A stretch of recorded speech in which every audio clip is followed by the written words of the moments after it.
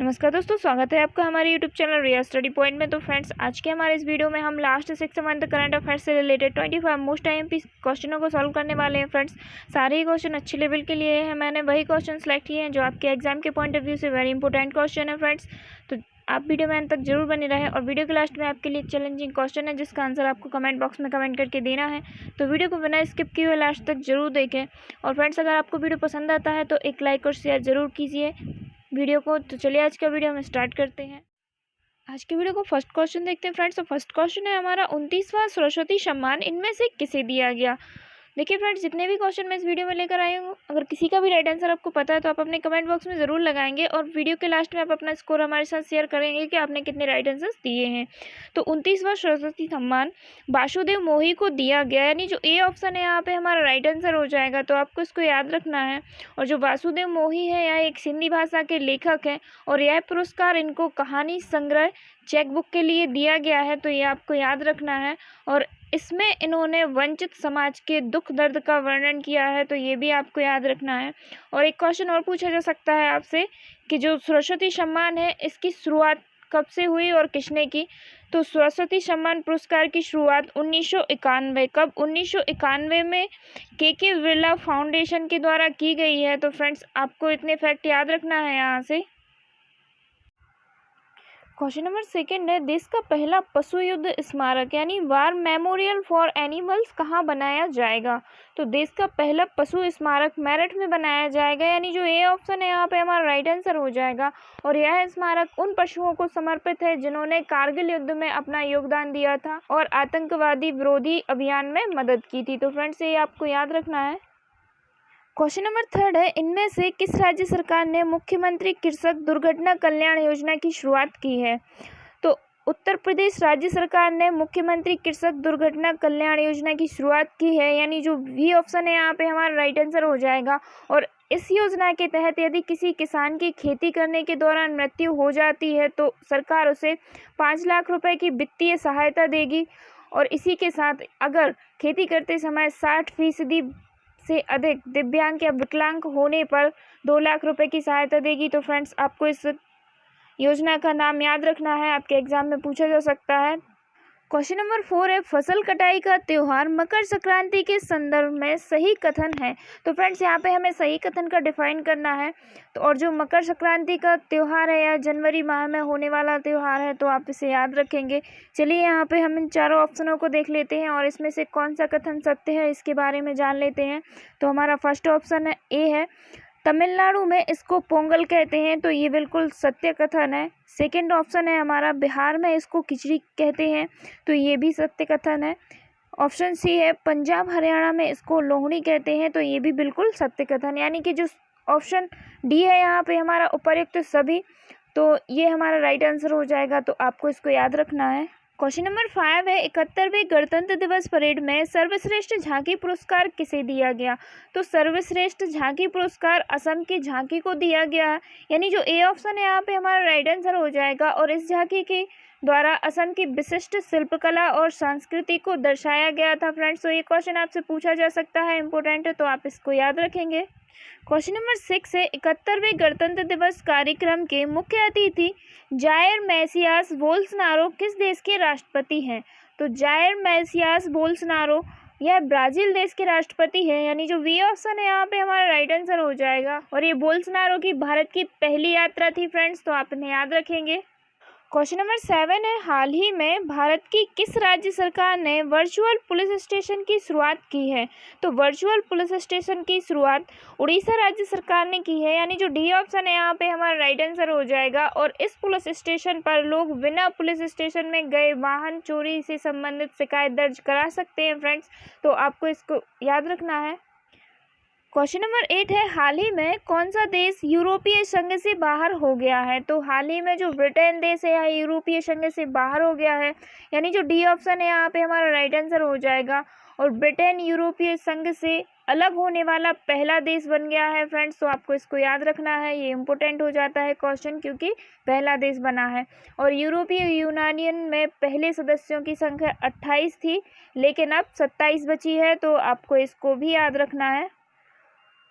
Question number 9 है, green peas India ने भारत में प्रदूषण पर एक रिपोर्ट जारी की है। इस रिपोर्ट के अनुसार देश का सबसे कम प्रदूषित शहर है।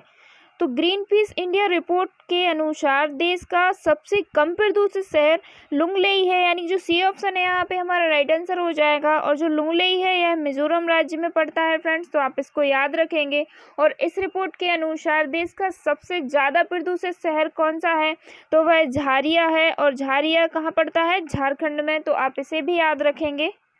क्वेश्चन नंबर 10 है, विश्व आर्थिक फोरम यानी WEF द्वारा जारी वैश्विक सामाजिक बदलाव सूचकांक यानी ग्लोबल सोशल मोबाइलिटी इंडेक्स 2020 में भारत का स्थान है। ग्लोबल सोशल मोबाइलिटी इंडेक्स 2020 में भारत का स्थान 76वां है, यानी जो सी ऑप्शन है यहाँ पे हमारा राइट आंसर हो जाएगा। और इस सूचकांक में 82 देशों की सूची में भारत को 76वां स्थान दिया गया है, तो ये आपको याद रखना है। यदि बात करें हम फर्स्ट स्थान की कि पहले स्थान पर कौन है, तो डेनमार्क देश जो है यह पहले स्थान में है, तो आपको इसको भी याद रखना है। क्वेश्चन नंबर 11 है, हाल ही में विश्व आर्थिक फोरम की 50वीं वार्षिक बैठक का आयोजन कहाँ पर हुआ। तो विश्व आर्थिक फोरम की 50वीं वार्षिक बैठक का आयोजन दावोस में हुआ, यानी जो वी ऑप्शन है यहाँ पे हमारा राइट आंसर हो जाएगा। और दावोस कहाँ, तो स्विट्जरलैंड में आता है फ्रेंड्स, तो आपको इसको याद रखना है। और जो विश्व आर्थिक फोरम है यह अंतर्राष्ट्रीय संस्था है जिसे WEF कहते हैं, और इसका फुल फॉर्म WEF का फुल फॉर्म हो जाएगा वर्ल्ड इकोनॉमी फोरम, तो आप इसे याद रखेंगे। और बात करें अगर हम इसकी स्थापना की, तो 1971 में इसकी स्थापना की गई थी और इसका मुख्यालय जिनेवा में है, तो ये भी आपको याद रखना है। क्वेश्चन नंबर 12 है, खेलो इंडिया यूथ गेम के तीसरे संस्करण का आयोजन हाल ही में कहाँ किया गया। तो खेलो इंडिया यूथ गेम के तीसरे संस्करण का आयोजन गुवाहाटी में किया गया है, यानी जो वी ऑप्शन है यहाँ पे हमारा राइट आंसर होगा, तो आपको इसको याद रखना है। क्वेश्चन नंबर 13 है, भारत सरकार ने किस योजना के तहत कोरोना वायरस के लक्षणों वाले मरीज का मुफ्त इलाज करने की घोषणा की है। तो भारत सरकार ने आयुष्मान भारत PM जन आरोग्य योजना के तहत कोरोना वायरस के लक्षणों वाले मरीज का मुफ्त इलाज करने की घोषणा की है, यानी जो ए ऑप्शन है यहाँ पे हमारा राइट आंसर हो जाएगा फ्रेंड्स, तो आप इसको याद रखेंगे। और आयुष्मान भारत योजना को ही प्रधानमंत्री जन आरोग्य योजना कहा जाता है, तो आप इसको याद रखेंगे। अच्छा, इसकी शुरुआत पूछी जाती है कि इसकी शुरुआत कब हुई थी, तो आयुष्मान भारत योजना की शुरुआत 23 सितंबर 2018 को हुई थी, तो ये शुरुआत जरूर आप याद रखें कब से हुई थी, 2018 में। क्वेश्चन नंबर 14 है, कोरोना वायरस के बढ़ते खतरे के बीच किस राज्य सरकार ने कोविड-19 अस्पताल बनाने की घोषणा की है। तो कोरोना वायरस के बढ़ते खतरे के बीच उड़ीसा राज्य सरकार ने कोविड-19 अस्पताल बनाने की घोषणा की है, यानी जो डी ऑप्शन है यहाँ पे हमारा राइट आंसर हो जाएगा। उड़ीसा सरकार ने हाल ही में कोरोना वायरस के बढ़ते खतरे के बीच उड़ीसा में कोविड-19 अस्पताल बनाने की घोषणा की है, और जिसमें कि 1000 बेड होंगे, तो आप इसे याद रखेंगे फ्रेंड्स। क्वेश्चन नंबर 15 है, हाल ही में प्रसिद्ध खिलाड़ी कोब ब्रायंट का हेलीकॉप्टर दुर्घटना में निधन हो गया है, वह किस खेल से संबंधित थे। तो कोब ब्रायंट है यह बास्केटबॉल से संबंधित थे, जिनका हाल ही में हेलीकॉप्टर दुर्घटना में निधन हो गया है, यानी जो सी ऑप्शन है यहाँ पे हमारा राइट आंसर हो जाएगा। और इस दुर्घटना में कोब ब्रायंट की 13 साल की बेटी का भी निधन हो गया है, आप यहाँ पे देख पा रहे होंगे तस्वीर में फ्रेंड्स, तो आप इन्हें याद रखेंगे। और यह जो कोब ब्रायंट है यह अमेरिका के प्रसिद्ध खिलाड़ी थे फ्रेंड्स, तो ये क्वेश्चन इंपॉर्टेंट हो जाता है, पूछा जा सकता है आपसे। क्वेश्चन नंबर 16 है, ICC ने वर्ष 2019 के लिए पुरस्कारों की घोषणा हाल ही में की है, इस संदर्भ में सही कथन है। तो फ्रेंड्स यहाँ पे हमें सही कथन का डिफाइन करना है, तो यहाँ पे हम एक एक करके देख लेते हैं कौन सा कथन सत्य है। तो जो ऑप्शन ए है, ICC सर्वश्रेष्ठ वनडे खिलाड़ी रोहित शर्मा, ये बिल्कुल सत्य कथन है।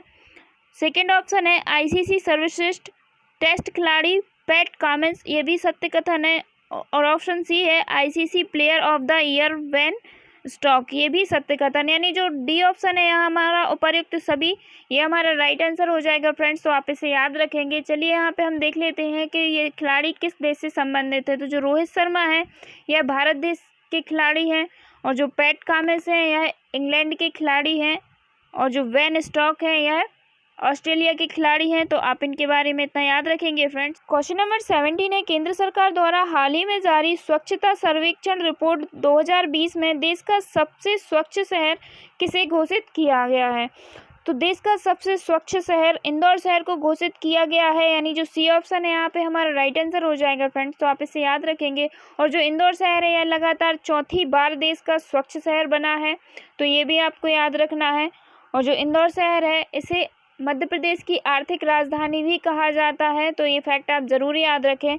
और यही बात करें हम कि दूसरे नंबर पर कौन सा शहर रहा, तो जो राजकोट है जो कि गुजरात में पड़ता है, तो यह दूसरे नंबर पर रहा है, तो आप इसको भी याद रखेंगे।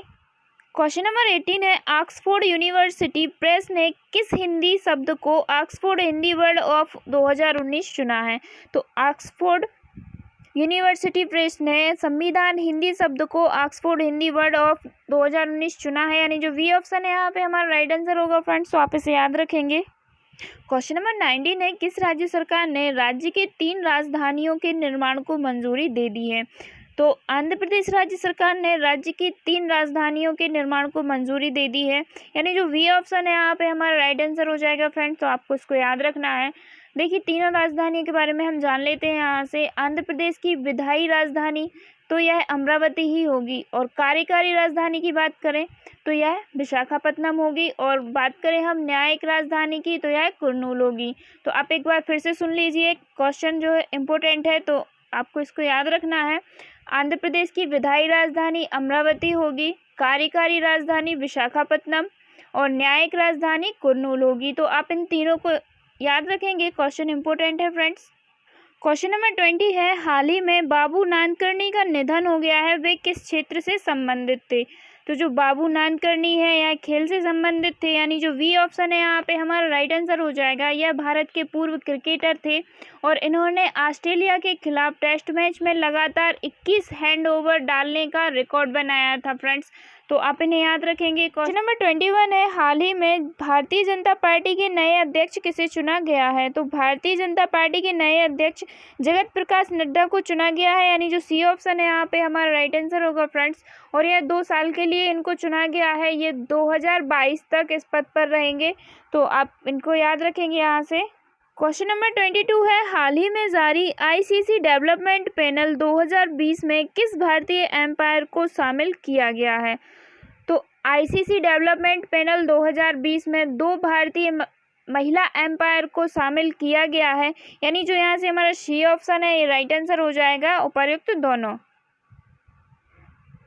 क्वेश्चन नंबर 23 है, हाल ही में भारत सरकार ने 200 ml हैंड सैनिटाइजर की कीमत कितने रुपए निर्धारित की है?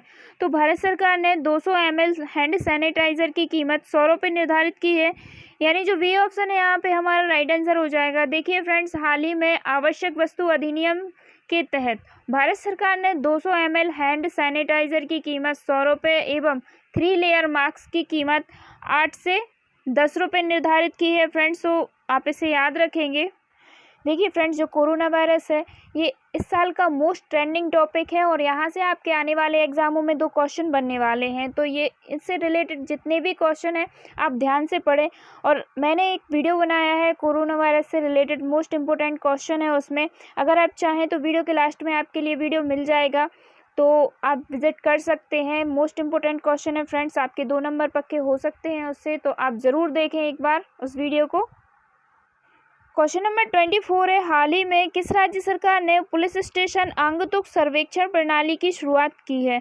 तो पुलिस स्टेशन आंगतुक सर्वेक्षण प्रणाली की शुरुआत हिमाचल प्रदेश ने की है, यानी जो वी ऑप्शन है यहाँ पे हमारा राइट आंसर हो जाएगा फ्रेंड्स। तो आप इसे याद रखेंगे। और तो फ्रेंड्स, ये वीडियो का लास्ट क्वेश्चन है और ये क्वेश्चन आपके लिए चैलेंजिंग क्वेश्चन है जिसका आंसर आपको कमेंट बॉक्स में कमेंट करके देना है। तो आज का आपका चैलेंजिंग क्वेश्चन है, CBIC के नए अध्यक्ष कौन बनाए गए हैं? देखिए फ्रेंड्स, आपके सामने 4 ऑप्शन है, जो भी इसका राइट आंसर है आप कमेंट बॉक्स में ज़रूर लगाएं। वीडियो देखने के लिए थैंक यू फ्रेंड्स। आपको वीडियो कैसा लगा आप कमेंट बॉक्स में कमेंट करके बता सकते हैं। अगर आपको वीडियो पसंद आया है तो इसे ढेर सारा लाइक करें, अपने स्टडी ग्रुप और फ्रेंड्स के साथ वीडियो को ज़्यादा से ज़्यादा शेयर करें।